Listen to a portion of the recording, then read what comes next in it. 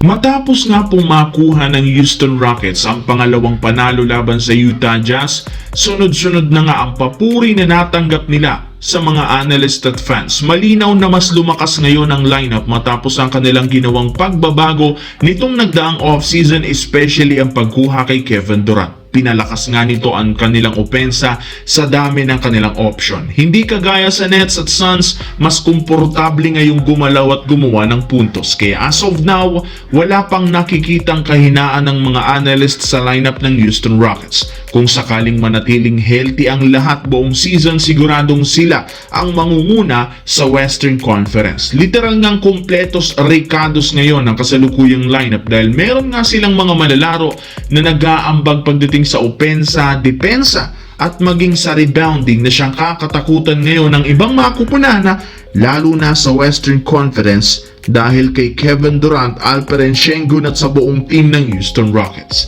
Samantala, dito naman tayo. 13 days nga bago magsimula ang regular season at ang opening night ng Los Angeles Lakers at Golden State Warriors, isa nga pong bad news ang lumabas sa Lakers at good news naman sa Warriors. Well, ayon sa report ni Shams ng ESPN, out nga si LeBron James. First time sa kanyang career ng 3 to 4 weeks. Ayon sa report, out nga ito sa opening kontra sa Golden State. Well, alam naman natin na malaki for sure ang mawawala sa team dahil dito madadagdagan rin naman ang offensive load na makukuha ni Luka Doncic at Austin Reeves sa team. Dahil nga hindi kumpleto ang lineup ng Lakers, hahanap si Coach Redick ng posibleng pumalit sa kanya. Dahil na rin sa pagiging out ni LeBron James sa Lakers, good news nga ito sa Golden State Warriors dahil mababawasan sa kanila kung sino ang babantayan. Mas mapapadali rin naman sa team na manalo kung hindi sila magi-struggle laban sa Los Angeles Lakers na walang